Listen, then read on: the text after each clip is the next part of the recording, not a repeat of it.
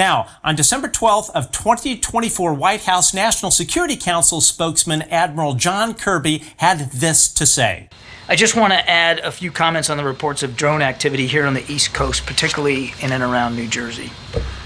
We have no evidence at this time that the reported drone sightings pose a national security or a public safety threat. Again, how can he say this? These drones are operating with impunity in our airspace, and the Pentagon is doing nothing about it. What else did Admiral Kirby have to say? We have not been able to, and neither have state or local law enforcement authorities, corroborate any of the reported visual sightings.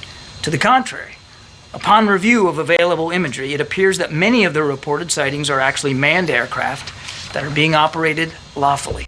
Okay, so they are not a threat, and New Jersey residents are simply seeing regular aircraft, perhaps victims to some kind of mass hysteria.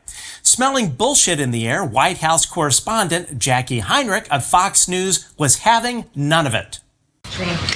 John, on the drones, does the U.S. government have any of its own imagery or video of these systems?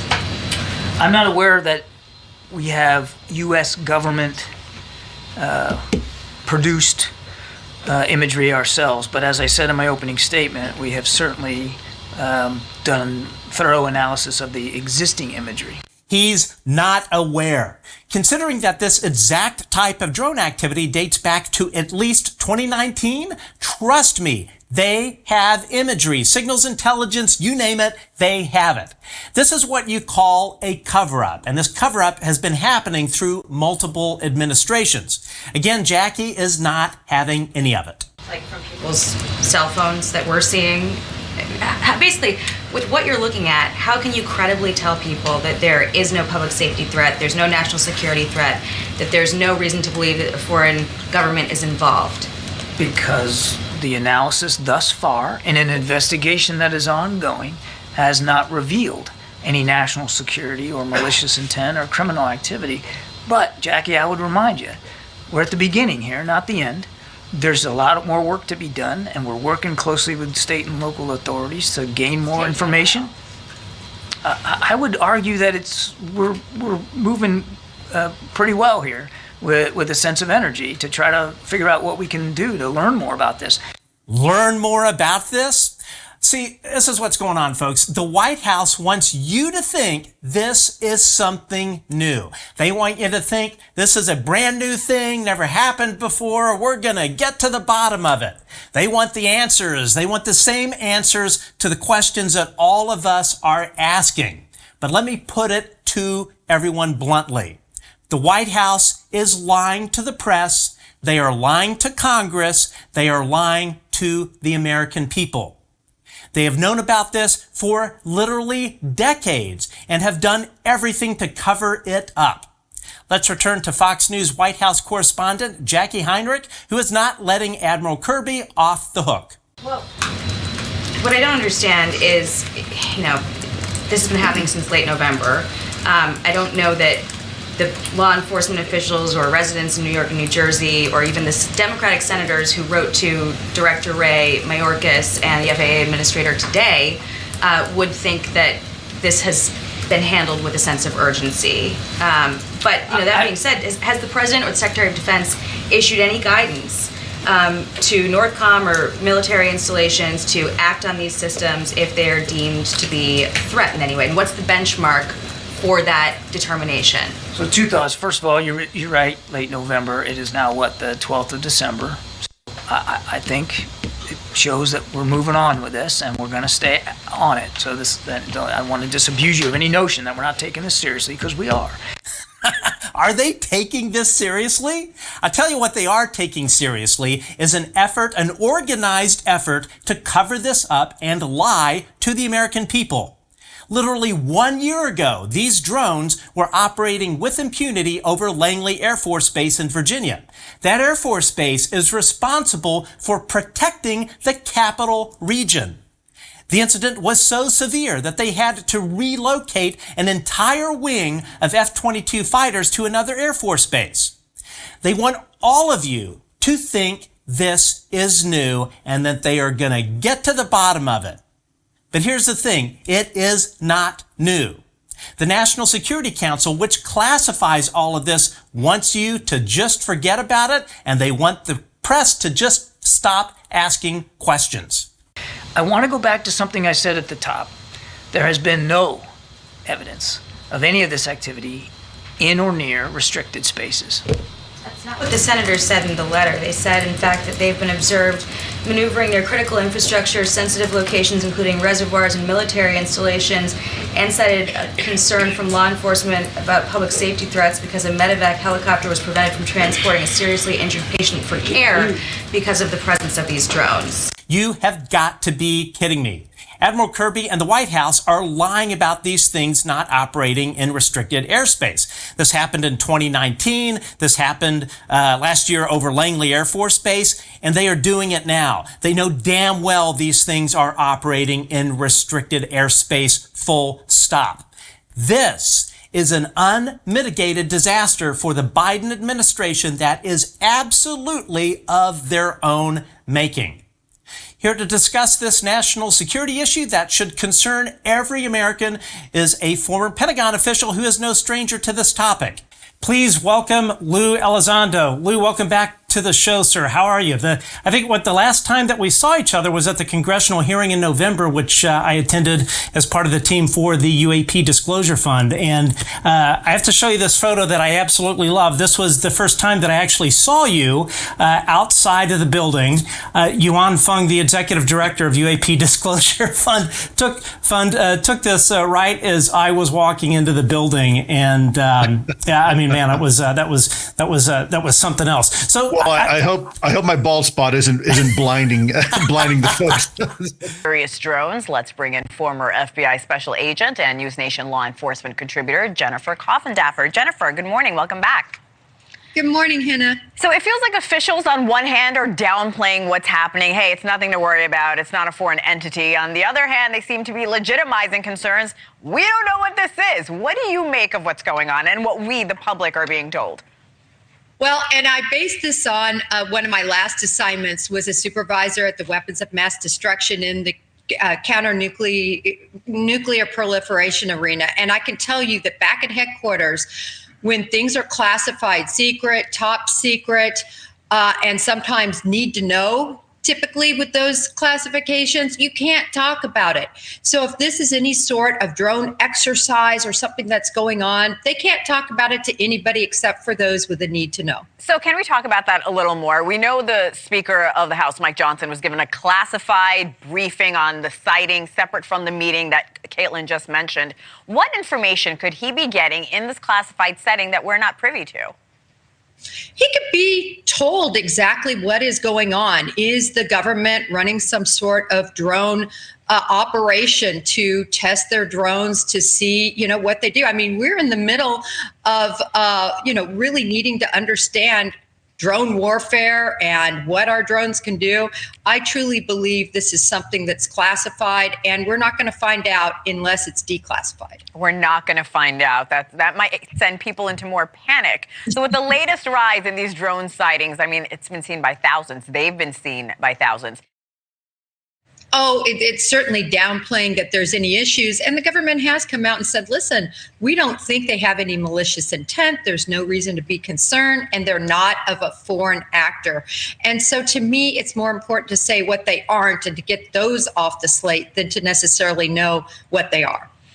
We don't know if anything illegal is happening. What will the FBI and other agencies be looking into here? Well, they're going to be looking into whether this is something that is truly of U.S. origin and is an operation. They're going to be looking at all of that. And the individuals in the FBI that will be handling this have the need to know and have classified designations. So they're going to be able to see what's going on. And I think that's why you don't see any sort of panic or anything from government officials. Sure would be nice if they'd tell the public, though, Hannah, wouldn't it? Well, yeah, because you ruled out, and the government has as well, that this is not a foreign entity, but people are still panicking. And you mentioned we may never know. Is this common?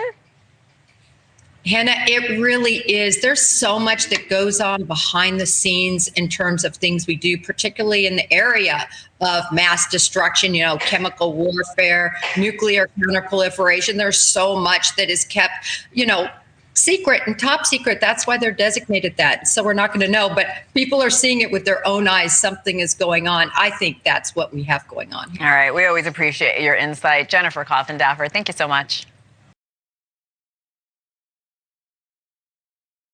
How effective they've been, right? Oh yeah. Not. Oh yeah. Yeah, I would say they're an effective disinformation operation. That I will give them. I will give them that. But they're effective at being ineffective, for sure. They're exactly. really effective at being ineffective.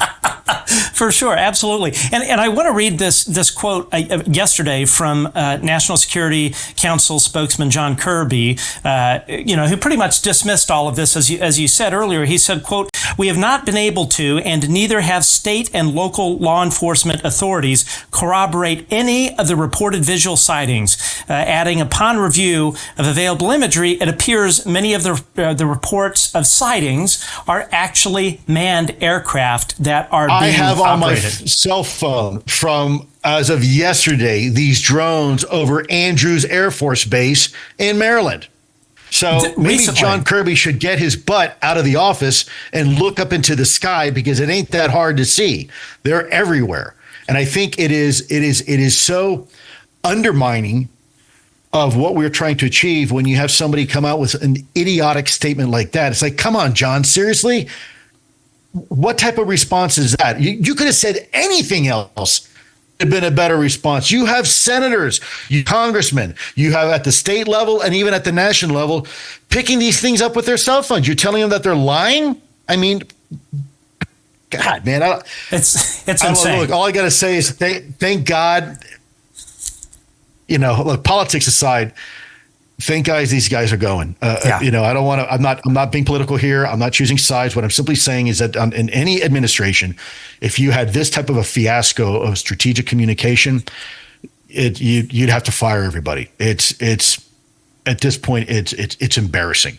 It truly is embarrassing. And I want to bring up as well, because this touches on something that you have brought up in previous interviews on previous shows. So one of our sources in the government told us on background that there is a jurisdiction, roles and missions food fight going on within different three-letter agencies. All concerned Correct. are insisting that this is not their job. I mean, this kind of thing totally reminds me of, this harkens back to the absolute 9/11 intelligence failures that took place in the government. Yeah. I was on a U.S. Air Domain Awareness Board that was co-chaired by FAA and DHS, and DOD was part of it, and so was the intelligence community, but CIA and a bunch of others. And even back then, they had no idea how to deconflict. They said, well, whose responsibility? If an aircraft goes into an area that they're not supposed to, whose job is it to shoot it down? And everybody was doing this. Yeah. And ultimately, even the Air Force said, not us. And ultimately, it was an Army organization that stood up and said, well, okay, if it's us, well, then I guess maybe we'll do it. And even then, there was no consensus. And this is an argument that was going on back in 2014.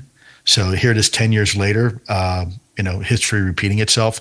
There is a jurisdictional issue because you have federal organizations that have certain authorities.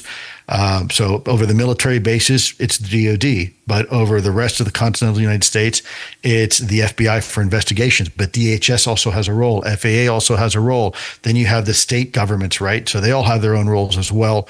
And then you have the same thing with the local levels. And that I think is indicative of the challenges we have in the bureaucracy, because there's nobody that's keeping the trains on time. All the trains are kind of allowed to run on the tracks kind of willy-nilly.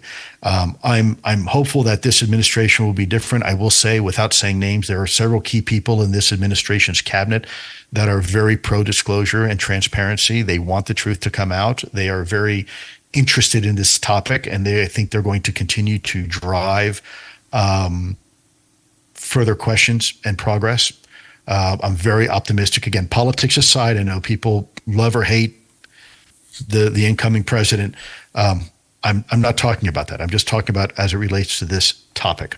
I think we're going to see greater transparency. And I think they're going to insist on it. And I wouldn't be surprised if this administration's waiting to just, as soon as they come into office, saying, okay, you're now in charge. You're now going to be the drone guy. You're now in charge. You're now going to be the UAP guy or gal, and you report directly to me. There's a lot of things we could do very, very quickly that could completely reform and rehabilitate the way we do business regarding drones and even UAP. It's not hard. In a single month, you put a guy like me up there, and we can fix the problem very quickly. And by the way, inform the American public of what's going on. So I think there's hope and optimism. I'm just frustrated right now for the next however many days we got to deal with this, because even NATO is now getting concerned. Even NATO is having the conversation because there's air bases over in Europe that we're seeing this same type of activity.